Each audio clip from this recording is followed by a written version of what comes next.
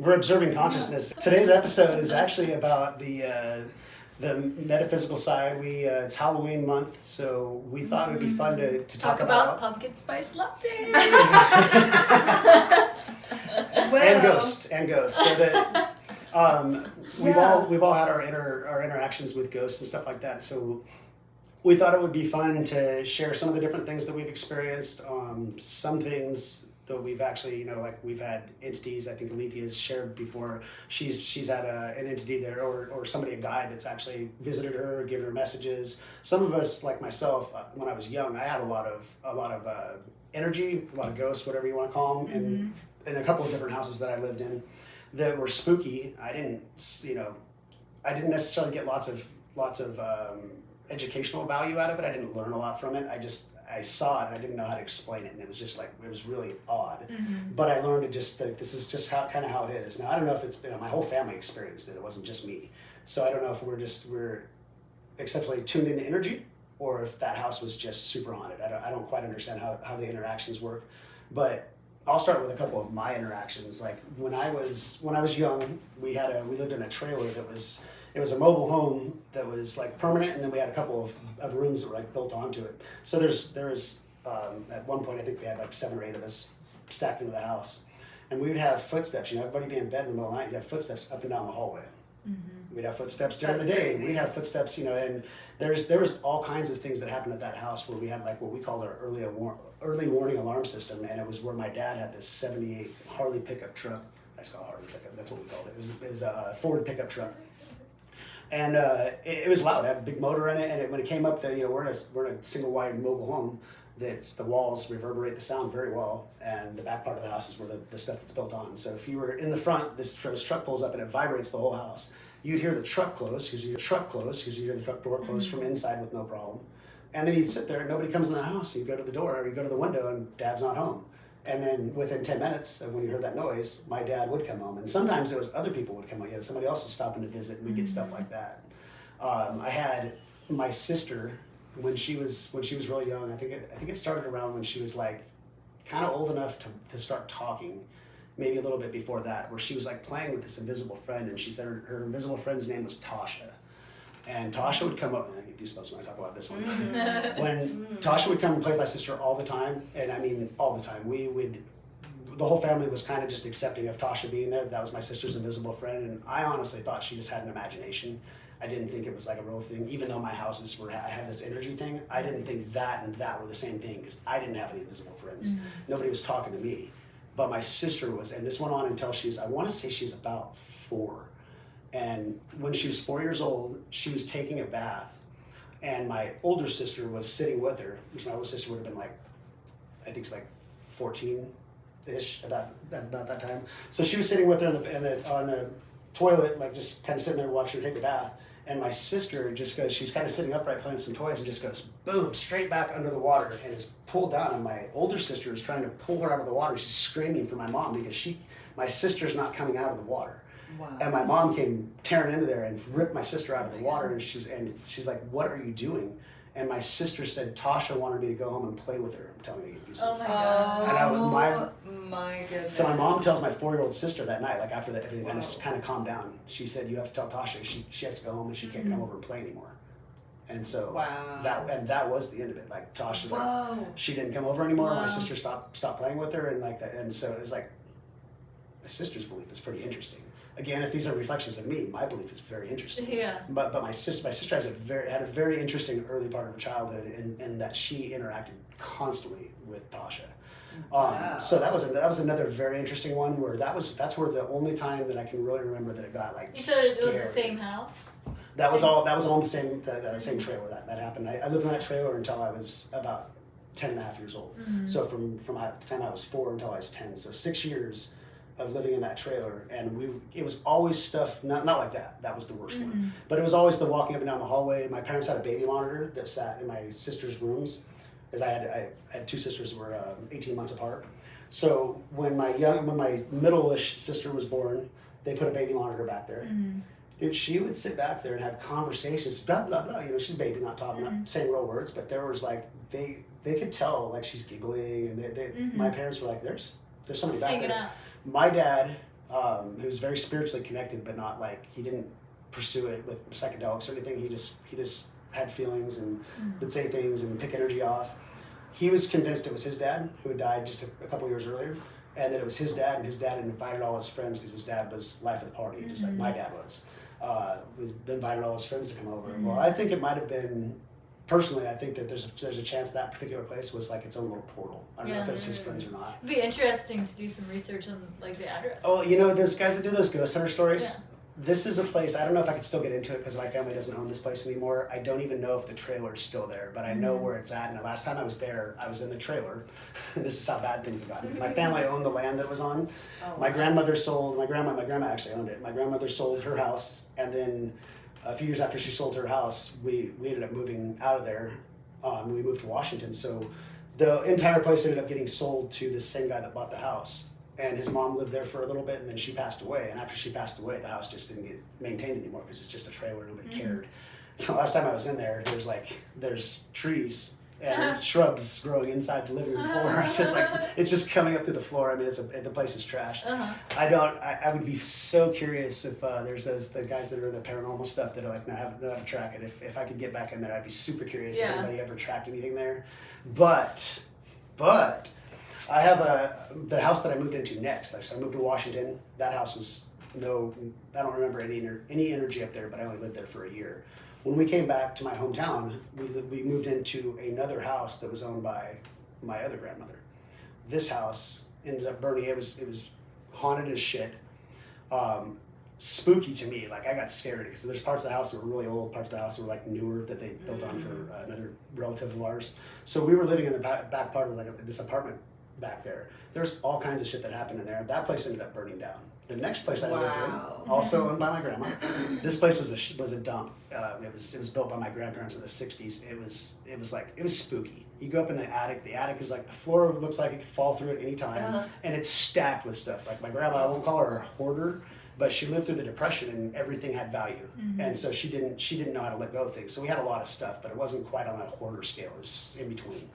So there's tons of stuff up in the attic, and you like go up there, and it's creepy. Like, there's no lights up there. All the electricity was cut up there. The windows are mostly broken out. Like, when it rains, the weather just comes in. We had cats up there. It was pretty disgusting. But when you go up there, like, we put a lot of we had a lot of personal stuff up there when we moved back. So there's like, we need to go up there sometimes. And I get the hair on the back of my neck would stand up so bad. Gosh. Well, the stairs that go up the back, there's where the bathroom was located at. The stairs go up, and the bathroom like backed up to the stairs. So the stairs, if you were sitting on the toilet, the stairs went at the back of your head. Oh. Mostly it was, we consider that area condemned. Like, my sisters weren't allowed to go up there because they didn't know where to step and where to stand, and like you had to know where, like, rafters and stuff like that. So nobody really went up there, and we had a dresser that was like stacked in front of it, so we didn't have like company that thought they could go up there or something. And you would, every now and again, like, I would say, I probably heard this like 10 or 15 times over the course of my childhood while I lived there, for 10 years or whatever it was. You'd be sitting on the toilet and you would hear steps. Gum, gum, gum. I mean, you could feel it because the stairs go right here.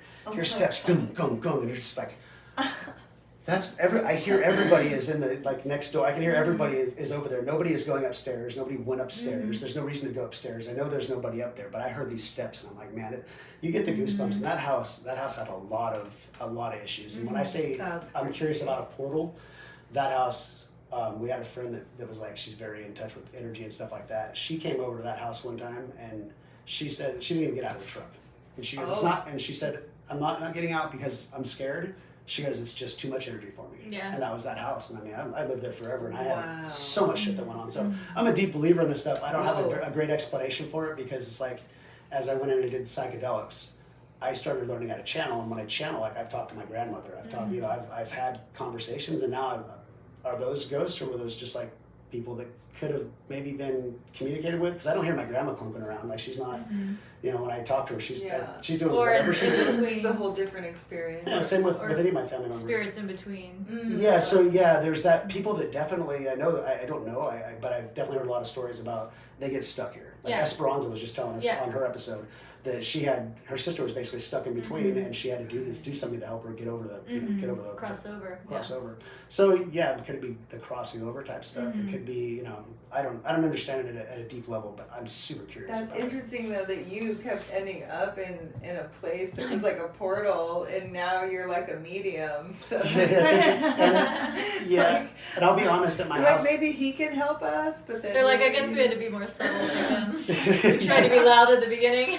At the house that I'm at now, like there's energy around there, but it's not super rambunctious. Like we have a DVD player that we don't even know where the remote for it is. It's plugged in. The door just opens and closes, and it's like it doesn't do it all the time. But it does it every day. It seems like, and sometimes we'll hear for a couple days, and then it'll do it 3 or 4 times. It's interesting, but I'm not afraid of the energy like I used to be, because I totally didn't understand it before. Now I have a little bit more understanding. I'm not so scared of it, because I feel like I've actually, before I was channeling, I had an instance where it was like the energy was very strong. It was like really like it was kind of, it felt like it was mad that I was in its space, even though I was at a place that I lived.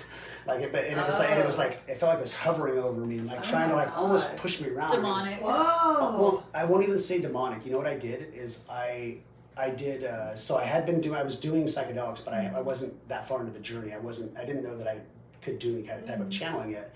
But what I did do is, after I did a psychedelic trip, I was like, I wonder if I could just communicate this energy that it's welcome here. Like let's coexist. Like I don't know what you're doing here. I don't understand, but at the same time, I don't really see you. But man, you get pissed off when I'm in your space, and I live here. I got to be able to use the space. Like I'm okay to cohabitate. I'm okay with you being here.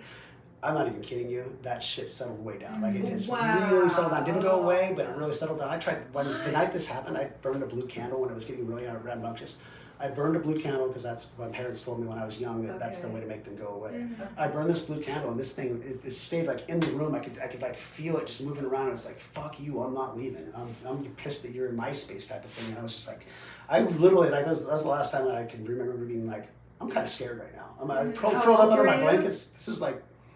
This would have been 2019, 18. So this is right before I moved to Vegas. This is like the year before I moved to Vegas. Wow. It's the year before I moved to Vegas. So it's like, I just started psychedelics, I tried. So after that, I tried to communicate with it. And that night, I was curled up in my bed, going, "Please go away." It finally calmed down. Didn't put that blue candle out all night. And then after the psychedelic experience, I welcomed it. Didn't do it like seance or anything like that. I just was just thought in my mind, like, hey, went into the space that it's in, and I just kind of sat there and thought to myself, I'm like, I'm okay with you being here. Just like let's be okay with me being here too. And it worked. Everything was fine. So very interesting stuff. I think that's definitely one of the reasons you will experience a visitation, is sometimes they do need help, or they want help crossing over, and they might be attracted to people with our type of energy. I didn't help them though. Energy. I didn't help them. I just said it was okay. I just said I want to be able to coexist. Yeah. I don't know. I still don't know how I could help anything. I don't know what I could do. Like Esperanza had with the altar. Yeah. For whatever reason, that energy helped her sister. I think maybe love. Maybe I could just send more love. I don't know, but I've never been asked to do anything. I've just had them very much in my life for whatever reason. It's great. One example to just be able to coexist, if that's the possibility, and like there's infinite possibilities on your interaction with an entity or a spirit or an ancestor. What if it's just you in a slightly other dimension, clunking around the same house, and you're just running into your own energy, and you happen maybe I was running into myself on a pissed off day. I don't know, on a day that I was just mad about something, and it's like maybe it wasn't about my energy running into it. I don't know. I think about all these crazy ideas. At the very essence of everything, you can go back to that for everything. Like if you just go back to we are source consciousness. You could say that about probably almost anything that manifests from there forth. Yeah. If that's, but at the same time, it's a real trip. The different types of entities and spirits that you can experience, might experience. And I think we need to have this conversation a little more often so that people get a little more comfortable or used to it, right? Because I think a lot of people are vulnerable talking about ghosts and things like that, because I don't know what mainstream says anymore, because I'm not that plugged into it, but I know mainstream used to be like ghosts. I talked to like friends at school. I'd try to I stopped ever talking about it because I kind of got laughed at did get laughed at. They're like, ghosts aren't real. Like, just straight up told me ghosts aren't real, and I was like, so I stopped talking about it Things are outside a of little my more family. accepting now. Are they? Yeah, Yeah, in, for our, sure. Yeah. in our circles, they definitely are. I just Yeah. don't know what mainstream, like, Right, you know, yeah, like there's what that.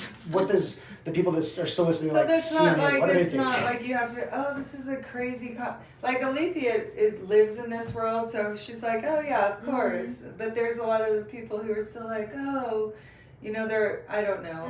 It is Question, better, but yeah. there's, Or be scared of it or not understand. Yeah. Yeah. but freak nevertheless, yeah, so I've had definitely many experiences with different types of energy and visiting, and then I'll just share, like, I think it's interesting when, you know, a parent or a loved one, for instance, my father had crossed over, and the dreams that I would have with him visiting, that was definitely him visiting through that state of consciousness of dreaming. Did it take a while for the dreams to come? Like after he passed, or were you dreaming about him pretty fast? That's a really good question. I think that one took a minute, but what was interesting was I had had a dream. Well, this goes into dreams, but I had a dream. I had a vision about something right before it occurred, and then looking back, I knew what that vision was. But him visiting me after, I think, took a minute, because I think I had made peace with it before it even happened. Like, I knew it was gonna happen. But I love that one way I feel like relatives visiting comes through dreams a lot. Have you guys had any of those? You have a lot. Go ahead. I'm sorry. Oh no, when my dad. It was funny because there's a tapestry in front of us that you guys can't see, and it's a bunch of trees like meeting at a point. And my dad had passed away, and both of my grandparents, and my dad lived in their house, which was in my family for a long time in Virginia, and I had a dream one night that I was back there in their backyard, and I was laying up and I was looking at all these trees coming together in the sky. It looked like this tapestry. Oh my gosh, that's crazy. And my grandparents had an attic that you reminded me of the attic thing, Oh but my I think they maybe look different. I don't know. My grandpa had like he had like a workshop in there and stuff, and it was cool. It was over the living room, but that was like a special place, was the attic. So in the dream, I walked up to the attic, and my dad was in there dancing with my grandmother. And we were just like celebrating, and they were just like dancing, not like the waltz, but like, you know, ballroom kind of style, like hand to the arm, and everybody was really happy. And then the next time I had dreamed of my dad, I went back to his house to clear it out, and I brought there's like, I don't want a lot of physical things, but I grabbed a few things. My grandmother had a stuffed dog on her bed named Aquarius. And I was like, right when my grandmother passed, I was like, I'm getting Aquarius, you know, because that's going to be like a link to my granny. And then I went back and I got her rotary phone, and it was always in the kitchen, and it was just like, you know, the phone that was like her house. Yeah. So I brought it back in my dad's suitcase that he took with him to Vietnam, this like old vintage suitcase. And I came back to Vegas and I went to sleep. And I had a dream we were like in these bunkers, which was really weird. And the phone started ringing, and it was the rotary phone. And I picked it up, and it was my dad.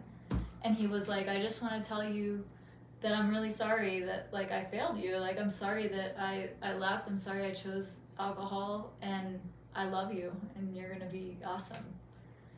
You know, the phone. That was like direct conversation, you know. And I just Through thought it grandma's was cool phone. through the phone that I had just brought back. So those were cool dreams that linked me to them. Wow. You know, the phone call in the dream from the person. Those are cool. It's like direct to heaven. Isn't that interesting? I had a phone call from my dad. You did? Yeah, I had a phone call, and he was trying to talk to me, and I was like, Dad, I'm busy. I love you, but I have to call you back because I'm busy right now. And in the dream, I was following one of my guides up a mountain, up a trail, and I knew I was like, you know, I had to follow this guide and be this apprentice. I knew I had to follow it. So I was like, Dad, I'll get back to you. And I followed, and I realized that was my journey of becoming, you know, doing healing work, was this journey coming, and then my teachers that would be my guides. And now, as it's come full circle, very recently I've discovered that my dad works through me during healing sessions. That's awesome. Yeah, I always would kind of converse with him or have visits with him. In fact, and for my brother, he was in his kitchen cooking one time, and he swear to God, my dad spoke to him through the TV, and he heard him go, Ryan, right through the TV, and called his name, and he's like, it sounded just like him. And I was in the kitchen, and I heard him come through the television. I got one of those. Did you? Yeah, my when I was in my dad's house, it was the last time I ever saw him, and he looked terrible. He ended up dying of cirrhosis of the liver, and his legs were all swollen, his stomach was swollen, and I was just like, this is the last time I'm going to see him. I was 23, and I went to bed on the couch that is under the attic, kind of in the living room, and as I was like, my grandmother had already passed, and as I was like laying down to sleep, I was kind of like drifting off, and I heard my grandmother scream his name. And it was like a scream like, Tim, like, wake up, you are... It's time. Yeah, it's time. Or like, you're hurting yourself, like, you gotta change something, or like, probably more like, it's time, but... I just say, I assume... But yeah, because it was close to that, but wow. Yeah, I heard her scream his name. Like, clear as day, it was her voice. That's amazing that spirits can like cut through into this reality, right? And I think like, they go for what your skills are. Like some are more. I'm clairaudient, you know, and like I can do visual. I don't see like a person right there. Like I have had the occasion where I do, but I'm more of like a feeling audio. You know, we all have the way that we are connect. I get visuals, psychedelic visuals, but in anything that I do, I never see. I've seen energy. I've been in my meditation, and I was talking to a guide, and I saw this like, in my closed eye visual, I saw this like kind of dark looking energy blurb, and I was like, it kind of caught. I was like, I was laying down, and it kind of was like over here in the corner, over here, and I was like, what was that? And she goes, that was me, and then she. I'll tell her. So then, in that moment, just what she was doing, what I was seeing in that moment is I was asking questions about about what I had done, where I'd been, and she was in that moment. She was the reason I saw that energy is she was like coming towards me, and she had like it looked like a box, like a box. She dumped it into my chest, and she goes, "Those are your past lives. Now you have them." I was like, I still get super. That's amazing. Yeah, that's that one time. Is this the girlfriend? This is her name's Sheila. Yeah, Sheila. I forgot her name. Yeah, her name's Sheila. She's my. She's been around for a while. She's giving me some pretty wild. Do you know about Sheila? Is Sheila your guide? One of your guides? She's one of my guides. But she told me that she was a soulmate. That she's like a soulmate of mine, but also a guide, and she's always been around. And she's. I remember that now. I had a hard time the first time. I mean, I believed everything that I heard, but she was the one that taught me about energy and how it moves and how good energy, bad energy, they move at the same speed, but whatever you put behind your intention, your energy, like, so all of my understanding of energy and energy work is mostly coming from her, and then putting together what she said against what I can find, you know, online and stuff like that. But just like how you can use good energy to offset bad energy, how you can, you know, if you're thinking negatively. I had a situation at a point in time where there's somebody that was negatively impacting my life, and I didn't really have a lot to do with it. It was through somebody else that I knew, and they were being kind of almost like harassed by this person.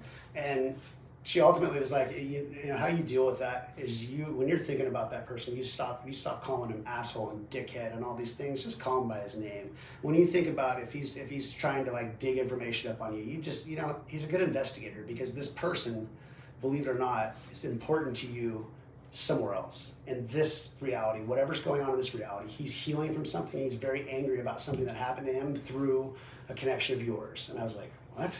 I don't even know this person. I don't have like really contact with this person. But this is what Sheila's saying to you. Yeah. Well, this is what I'm going through. Okay. But and then she says like, this is what I'm going through. This person impacting me, and that's what she said was, this is how you deal with that. And I stopped putting a lot of negative energy into the topic. I stopped thinking about the topic so much because it wasn't in my day-to-day life. It was just impacting in different ways. But it wasn't like somebody I saw with any consistency. So it was like I started trying to give it some better energy.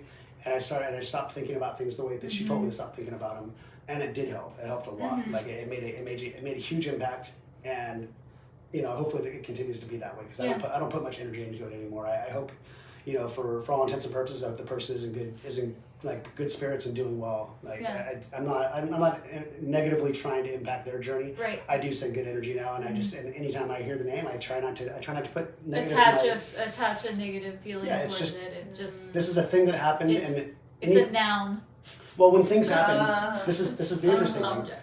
When something happens, it just happens. I decide if it's good or it's bad, right? I was deciding it was bad, and I was putting a lot of bad energy into it.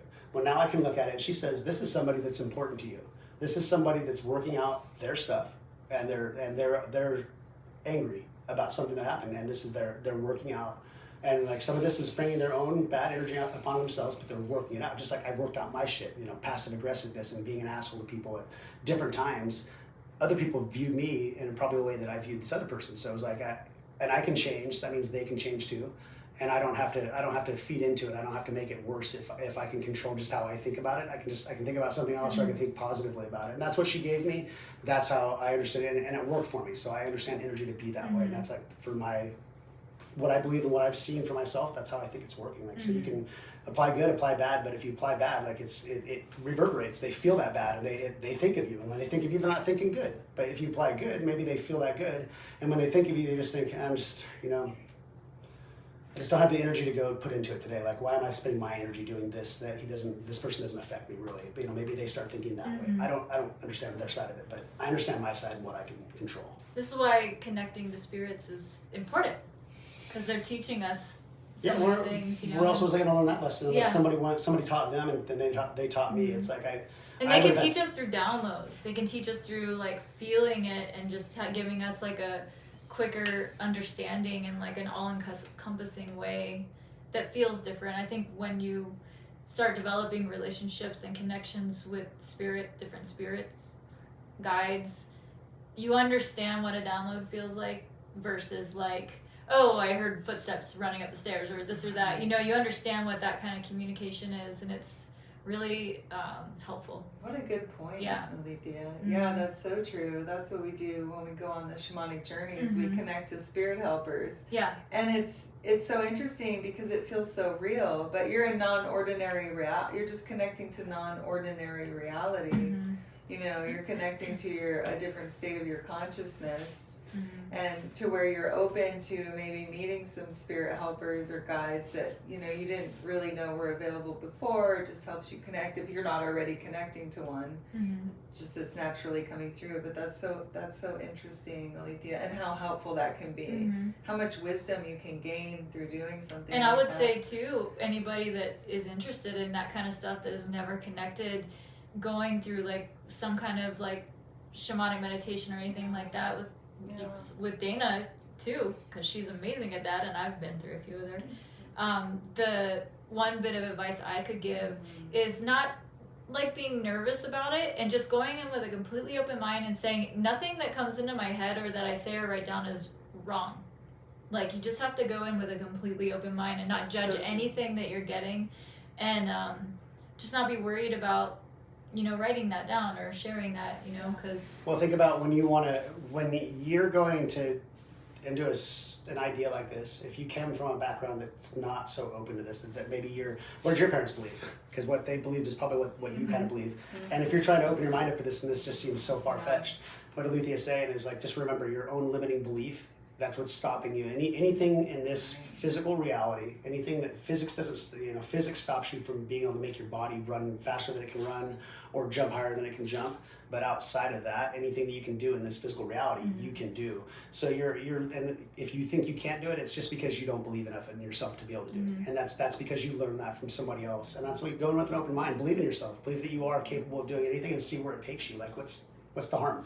What else are we here for? Yeah, well, I mean, we are here to like show our best, like be the best version of ourselves that we can be, and whether we autopilot through it and never realize that there's a purpose to it, that love thing. If you never realize it, then that's fine. It's your art. It's your thing to do whatever you want to do with it. But if there is purpose and you're supposed to be doing something, wouldn't you like to be trying to aim towards getting that thing done? You know what I mean? That's how I look at it. Yeah, me too. Well, yeah, and it's also important to speak about, calling in a circle of protection for yourself when you're working with, and understanding the different ways that you're going to be communicating.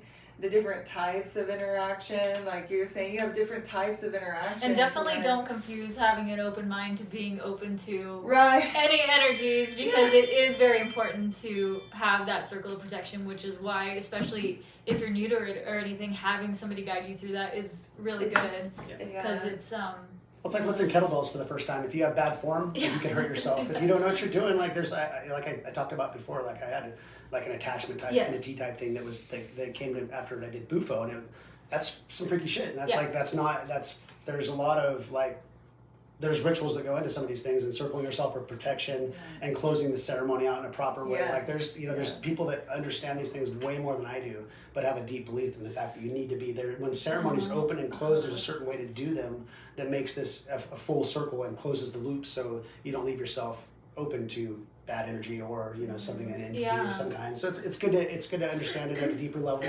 You experiment however you want to. When this is your journey, but when I work on helpful. people, when I do energy work on people, or just tapping in myself or whatever, a lot of times I'll state, everything is welcome that's for my best and highest good, and the best and highest good of the person I'm with. So with you doing like different things with your shamanic journeys and stuff, like what do you do for tools to help people with that? Is that kind of what you say, or do you have a different kind of protection thing that you do? Yeah, so that's, I think like a lot of us know, we'll burn some sage. That's such a good question though, to talk about that. Yeah, to burn some sage. You might bring in crystals, we have black tourmaline, which because they say sometimes is nice it could be during when people are having some kind of activity in their house that they would want to like do something like this too. That's very true. Yeah. What do you mean, like what? Like, doors, energy doors, or energy that's in the house. Yeah, that you want if people are like connecting to some of Clearing. these stories and experiencing some of it, maybe they want to know how to like find out what it is, clear it, or communicate with it or whatever. Such a good point. For protection. Right, so you could bring in a medium such as DJ or Alethea. I'm gonna be honest. I'm intuitive. You're not quite. Well, I'm like honestly, I've never. My community, the way that my channel works is I work with guides. Yeah. As far as I know, I've like that one story that I told you where I said I just welcome you here and like I want to coexist. I didn't really hear anything back. There wasn't anything back saying that's cool. Like it just kind of settled. So I don't know that I can do that. I'd certainly try, but I won't bullshit anybody on anything like this. Like if there's something there, I'll tell you it's there. But if there's nothing there, I'm not trying to BS anybody or try to show anybody something. So. That's good. We gotta go with. So we'll burn sage. We'll get some black tourmaline. Which is nice and protective. Protective. It's one of the protective stones. Yeah. So you can read about stones. Selenite is cleansing and clearing. So that's nice. You're just working with like the energies, the frequencies and the energies, right? That. And then is there something that you say, like, do you like kind of ground yourself and then protect yourself? Like, what's your go-to for that, or to tell people to do? A go-to blessing would be similar as yours, where I would definitely ask for guidance of a certain frequency. So I'll usually go to the highest frequency right off the bat, and I'll say, that which is ultimate divine loving, pure source, any helpers or guides that are here for all of our highest goods, that are coming from the highest pure source of divine love vibration. Like I would welcome that in, and basically calling on the light beings right off the bat as the protective source. Not really worrying about any negative entities coming in, but mostly just saying, I'm inviting this frequency in, and this frequency to contain us, and then already thank them for their protection right off the bat. And I would like to thank my angels and, my guides or any shout out to Archangel Michael. I use Archangel Michael. Archangel Michael so often. I will Yeah. put Archangel Michael out front of my house. Even when I'm trying not to think certain thoughts that I feel like are invasive The or sword, looping, the cutting. I bring him into my.